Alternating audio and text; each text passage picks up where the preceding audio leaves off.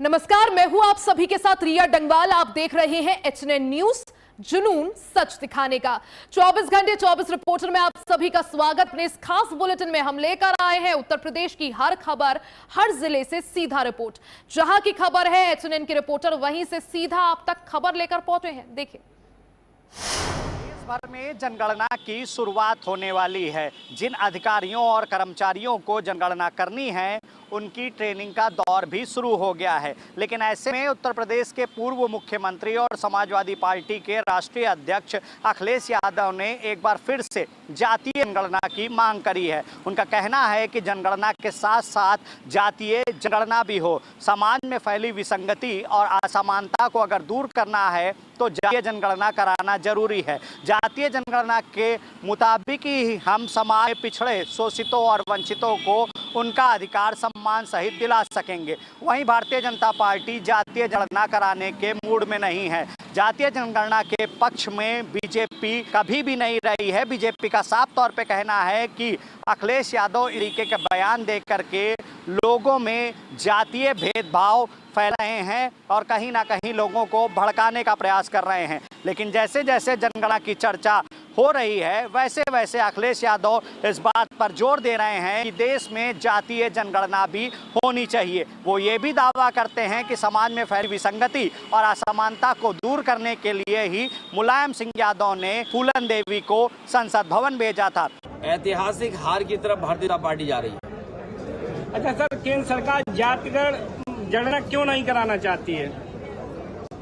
विपक्ष की और खासकर समाजवादी पार्टी की मांग है जनगणना के साथ साथ जाति जनगणना हो, और जब जाति जनगणना हो जाएगी तो समाज में हम किन पॉलिसीज के माध्यम से, किन कार्यक्रमों के माध्यम से जो बहुत सारे पीछे छूट गए, जो शोषित वंचित लोग हैं, उन तक हक सम्मान दिलाने का प्रयास करेंगे और उन्हें मिल सकेगा हक और सम्मान। क्योंकि बाबा साहब भीमराव अम्बेडकर जी का जो आरक्षण की व्यवस्था है, जो लोकतांत्रिक व्यवस्था है, उस पर भरोसा ये भारतीय जनता पार्टी नहीं करती। हम वंचितों, शोषितों को उनका अधिकार तभी ला सकते हैं जब देश में जातीय जनगणना हो। वीडियो जर्नलिस्ट समर के साथ पुनीत मोहन, एचएनएन न्यूज, लखनऊ। सोनभद्र में कांग्रेस कार्यकर्ताओं का प्रदर्शन उस समय और उग्र हो गया जब केंद्र सरकार के खिलाफ सोनभद्र में कांग्रेस कार्यकर्ताओं ने बड़ौली चौराहे पर जोरदार प्रदर्शन किया।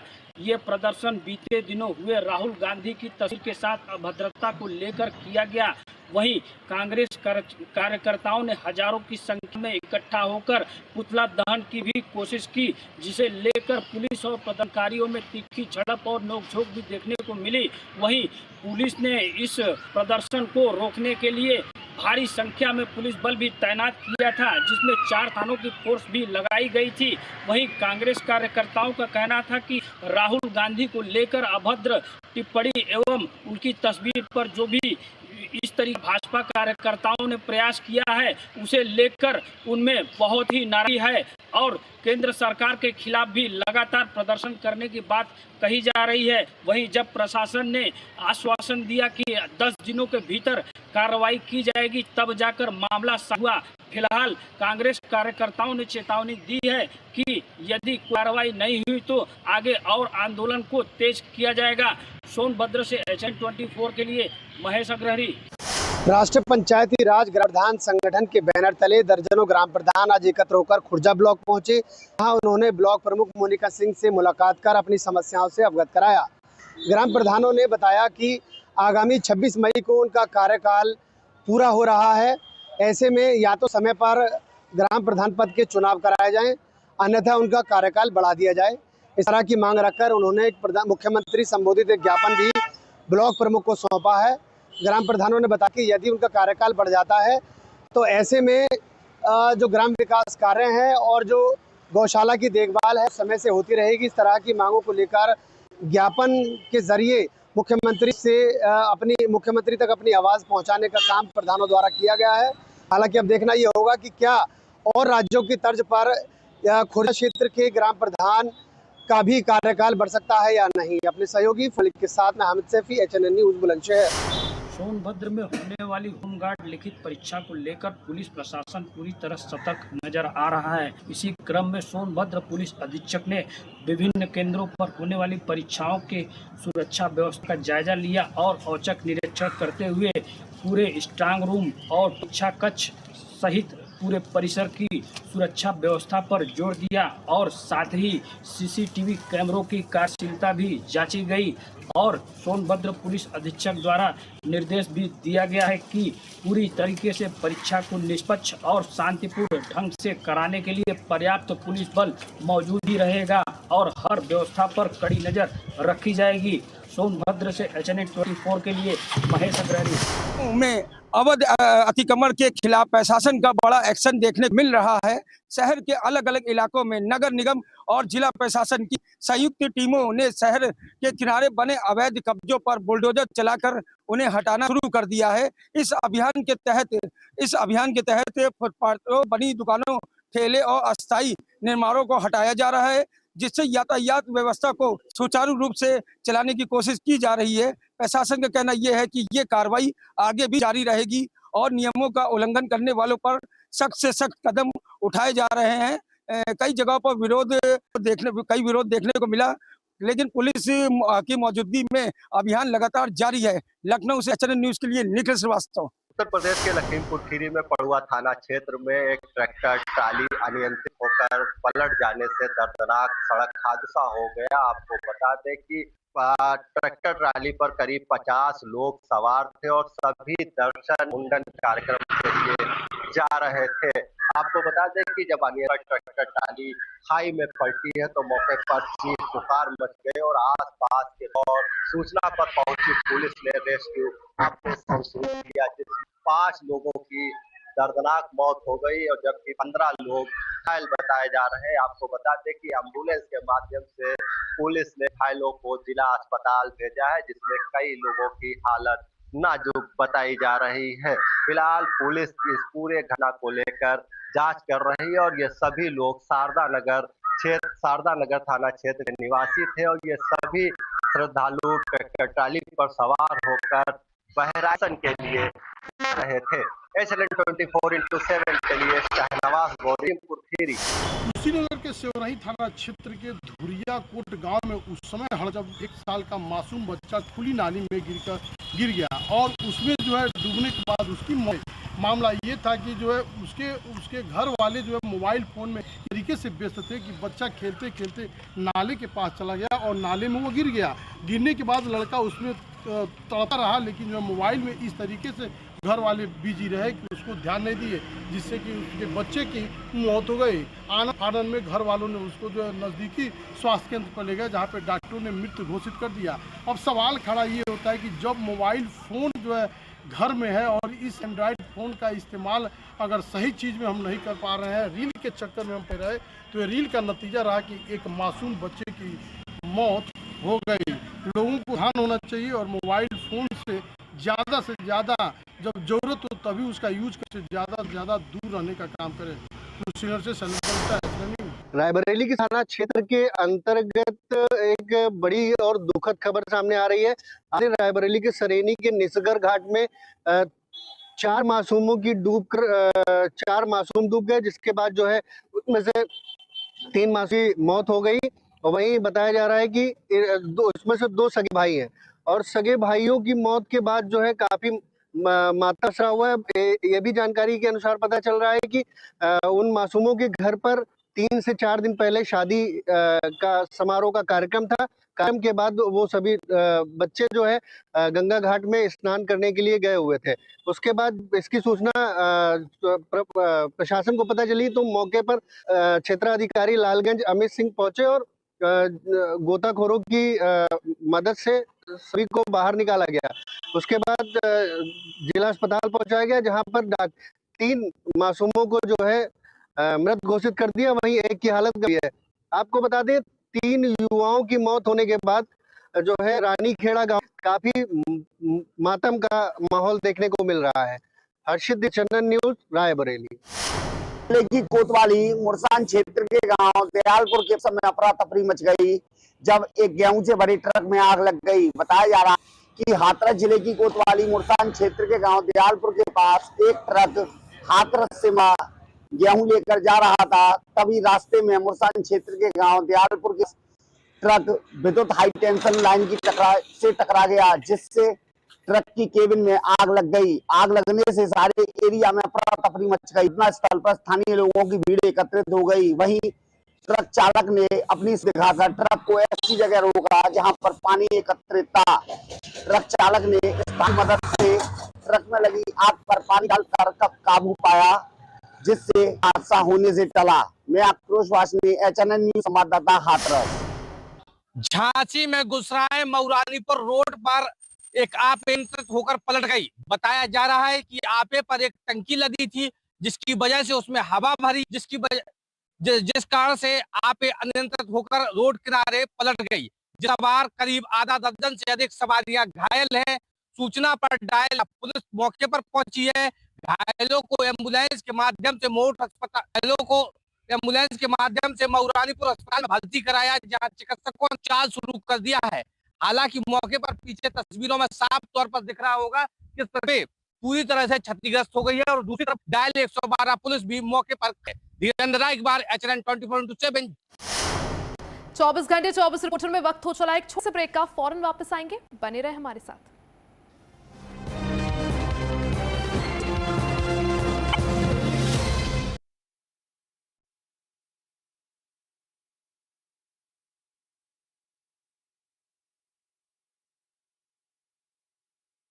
आइसक्रीम खाओगी? जंगल में आइसक्रीम मिलती है।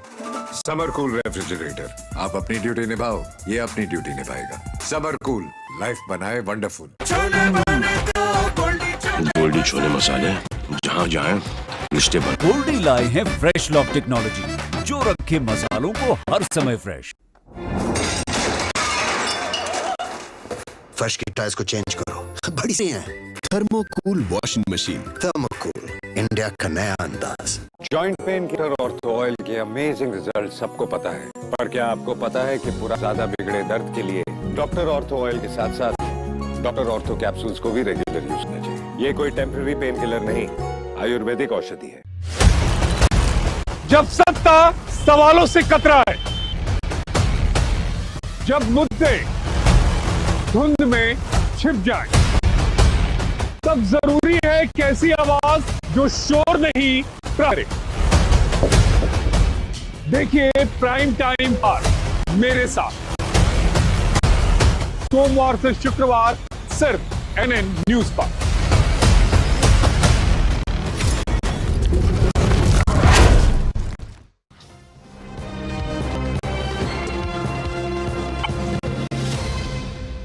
चौबीस घंटे 24 रिपोर्टर में एक बार फिर से आप सभी का स्वागत है। आगे बढ़ते हैं और रिपोर्ट्स आप तक पहुंचाते हैं। मुजफ्फरनगर थाना सिविल लाइन क्षेत्र ऑक्सीजन गैस सिलेंडर गोदाम में अचानक ऑक्सीजन गैस सिलेंडर पे बड़ा धमाका हो गया। धमाके की आवाज सुनकर आसपास के लोग हो गए। धमाका इतना जोरदार था कि गैस सिलेंडर गोदाम की दीवारें फट गई, वहीं आसपास मकान में भी दरार आ गई। पहुंची थाना सिविल लाइन पुलिस व जनपद के कप्तान संजय द्वारा गोदाम में फंसे 2 लोगों को बामुश्किल बाहर निकाला गया। कहा जा रहा है कि दोनों लोग मामूली रूप से जख्मी हुए हैं। आदेश सैनी, HNN न्यूज, मुजफ्फरनगर। नोएडा में सितारा है गर्मी का सितम। नोएडा की बात करें तो नोएडा का जो तापमान है वो अब तक 40 के पार जा चुका है और गर्मी से हाल बेहाल हो रहे हैं। सड़कों पर देखा जा रहा है कि लोग दिख दे रहे हैं, सड़कों पर लोगों का निकलना कम हो गया। वहीं नोएडा के आपदा प्रशासन है कि दोपहर के 12 बजे से 3 बजे तक कोई भी बिना काम के सड़कों पर अगर आप निकलते हैं तो अपने साथ एक सूती कपड़ा साथ में रखें, गमछा या टोपी का प्रयोग जरूर करें। बात करें लोगों की तो जो लोग हैं राहगीर है वो अपनी इन गर्मियों के सितम से बचने बेल पत्थर का सहारा ले रहे, बेल पत्थर का जूस पी रहे हैं। इसके साथ ही साथ जिला प्रशासन की ओर से एडवाइजरी जारी की गई है कि अगर अनावश्यक कार्य ना हो तो वो घरों से ना निकलें और घरों के अंदर ही रहें। और वही अगर आपके संग कोई हीट स्ट्रोक की परेशानी होती है या आप बीमार पड़ते हैं तो सबसे पहले नजदीकी अस्पताल में जाएं। कहीं ऐसे मेडिकल स्टोर या आसपास से किसी से दवाई ना खरीदें। कैमरा पर्सन राजेंद्र के साथ मैं रमेश परिहार, HNN नोएडा। रायबरेली की सदर कोतवाली पुलिस को बड़ी सफलता लगी। बता दें, रायबरेली की सदर कोतवाली पुलिस ने फर्जी क्राइम बताकर लोगों से ठगी करने वाले एक आरोपी को गिरफ्तार किया है। बताया जा रहा है कि ये जो आरोपी है वो जौनपुर का रहने वाला है और जौनपुर जिले में रहकर वो लोगों को जो है अन्य जिलों के लोगों को अपने जाल में फंसाकर ठगी की घटनाओं को अंजाम था। आपको बता दें, रायबरेली में जो है इससे पहले वो कई घटनाएं कर चुके बाद जो है लगातार जो है सदर कोतवाली की पुलिस जो है उसको ढूंढने में लगातार लगी हुई थी। आज रायबरेली पुलिस को बड़ी सफलता आती है। रायबरेली पुलिस ने फर्जी क्राइम इंस्पेक्टर बता लोगों से ठगी करने वाले आरोपी को गिरफ्तार किया और इसकी जानकारी क्षेत्राधिकारी नगर अरुण कुमार नौहार द्वारा दी गई है। और आपको बता दें, फिलहाल इस खुलासे के बाद जो है रायबरेली पुलिस की काफी सराहना की जा रही है और उसके बाद जो है और भी टीमें जो है लगातार और भी चीजों में ये भी जांच की जा रही है कि और कहीं इसने वारदात को अंजाम तो नहीं दिया है। हर्षित द्विवेदी, HNN न्यूज, रायबरेली। लखीमपुर खीरी के भीरा थाना क्षेत्र में अमरपुर गांव में अचानक अज्ञात से चलते भीषण आग लग गई। आपको बता दें कि आग की लपटें इतनी तेज थी कि सयानों को अपनी जद में ले लिया और पूरी तरीके से जलकर राख हो गए। आपको बता दें कि 2 लोग झुलस गए हैं जिनको अस्पताल भेजा गया। इसके कई पालतू जानवर भी लोगों के जलकर पूरी तरह खाक हो गए हैं। आग की घटना के बाद पुलिस और राजस्व विभाग की टीम भी मौके पर पहुंची है और राजस्व विभाग की टीम आकलन कर रही है आग से प्रभावित लोगों का, ताकि उनको जो मुआवजा है या दिलाया जा सके। फिलहाल कल जब ये घटना हुई है आग की, उसके बाद क्षेत्रीय विधायक अमन गिरी भी मौके पर पहुंचे और उनको हर संभव मिलने का भरोसा भी दिलाया है। फिलहाल राजस्व विभाग की टीम जांच कर रही है और मदद दिलाने के लिए आकलन किया जा रहा है। फिलहाल जो परिवार है वो खुले आसमान के नीचे रहने के लिए मजबूर है। HNN 24/7 के लिए शहनवाज मौरी, लखीमपुर खीरी। लखनऊ के बीकेटी क्षेत्र में मामला प्रकाश में आया है। बताया जा रहा है कि अर्जुनपुर गांव में एक प्राइवेट स्कूल में जो है एक मजदूर काम कर रहा था। वहां पे जो है 3 मंजिल इमारत से जो है गिरकर उसकी दर्दनाक मौत हो गई। राम सागर में से चिकित्सालय में लाया गया, वहां डॉक्टरों ने उसे मृतक घोषित कर दिया। बताया जा रहा है कि ये मामला जो है रात के करीब 10 बजे की बात है। शटरिंग के दौरान उसके 3 मंजिल गिरकर उसकी मौत हो गई। बताया जा रहा है ये भी कि जो है अचरा गाँव का जो निवासी है, नाम दनिश है। एप्लीकेशन के आधार पर थाना इटौंजा कार्रवाई कर रही है। ये भी बताया जा रहा है कि ऐसे प्रकरण में जो स्कूल वाले हैं जो कई मानक उसके विपरीत जो है लगातार देखा जाए कई कोई सुविधा वहाँ पे उपलब्ध नहीं है। मैं चंद्रशेखर, HNN 24/7 से लखनऊ। रामपुर के कलेक्ट्रेट परिसर में उस हड़कंप मच गया जिस वक्त एक युवक ने आत्मदाह करने की कोशिश की है। आपको बता दें, कुछ देर पहले का ये मामला है जहाँ एक वक्त कलेक्ट्रेट परिसर के अंदर पहुँचता है और पेट्रोल डालकर आत्मदाह करने की कोशिश करता है। हालांकि वो युवक का प्रयास जो था वो नाकाम साबित हुआ, क्योंकि स्थानीय पुलिस ने मामले को रफा दफा किया और युवक को शांत कराने के लिए परिसर के बाहर भेजा है। लेकिन इस मामले के पूरी तरीके से पुष्टि नहीं कि आखिर वो युवक आत्मदाह करने की कोशिश कर रहा था, इसका कारण क्या है अभी इस जांच पुलिस कर रही है। लेकिन एक युवक के आत्मदाह करने की जब जानकारी पुलिस को लगी तो हड़कंप मच गया और पुलिस ने घटनास्थल पर तत्काल पहुंचकर तत्परता दिखाते हुए युवक को शांत कराया और युवक को कलेक्ट्रेट परिसर के बाहर भेजा है।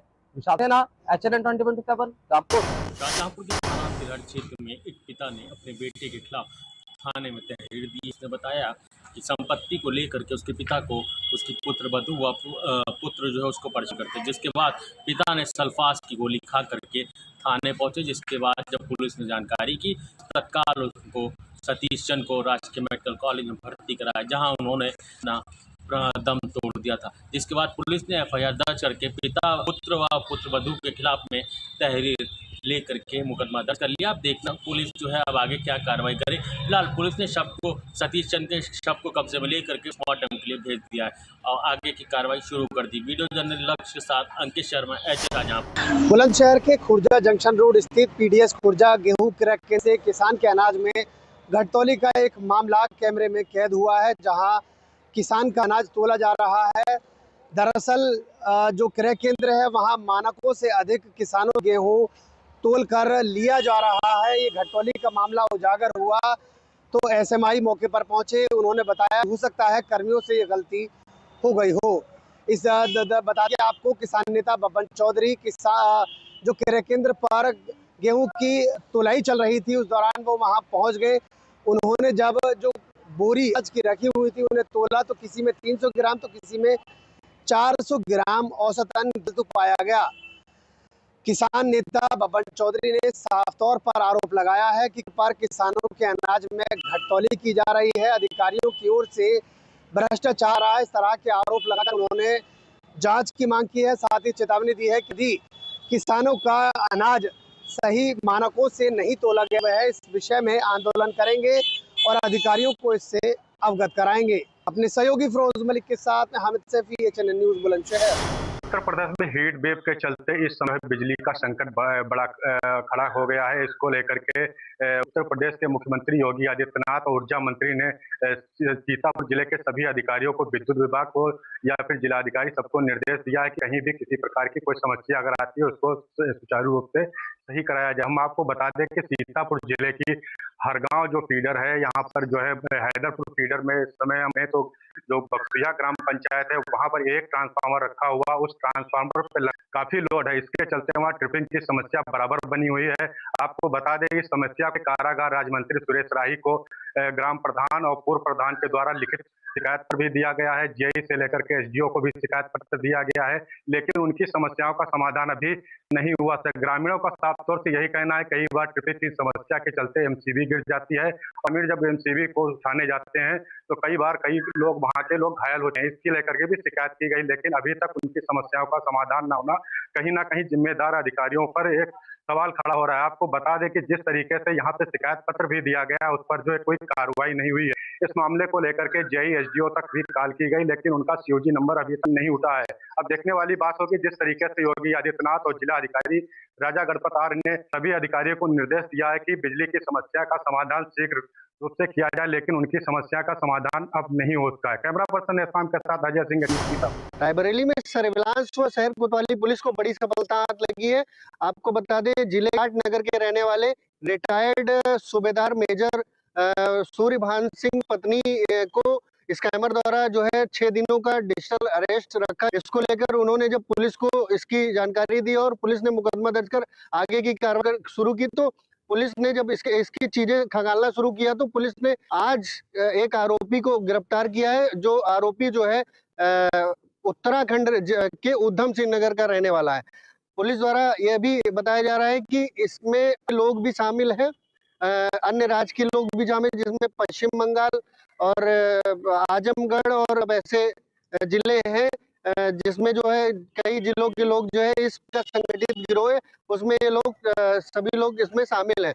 और आज नगर के उत्तराखंड के उधम सिंह नगर का रहने वाले आरोपी को गिरफ्तार किया गया है।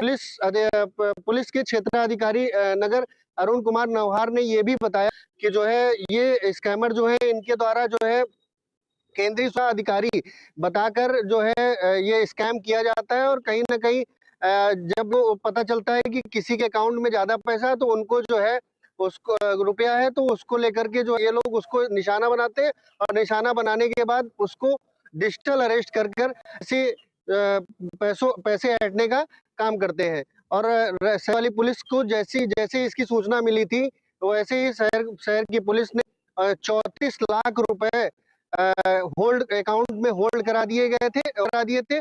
उसके बाद जो है लगातार पुलिस इस मामले में नजर बनाए रखे है। जल्द ही इसके जो भी संगठित गिरोह हैं उसमें जो भी और आरोपी है उनको गिरने के लिए पुलिस प्रयास कर रही है। हर्षित द्विवेदी, एचएनएन न्यूज, रायबरेली। लखनऊ 12 थाना क्षेत्र ओवर ब्रिज पे तेज रफ्तार से आ रही थी कार चालक से नहीं हो पाई कंट्रोल। डिवाइडर में जब लड़ने के बाद कार पलट गई। जब कार पलटी आसपास वाले में हड़कंप मचा। कार चालक को और कुछ लोग उसमें बैठे थे उनको निकाला। हुए पुलिस को सूचना देने के बाद पुलिस ने पहुंचाया चालक और कुछ लोगों को हॉस्पिटल। आकाश गुप्ता, HNN न्यूज़। 24 घंटे 24 रिपोर्टर में फिलहाल के लिए बस इतना ही। बने रहे हमारे साथ, देखते हैं HNN न्यूज़।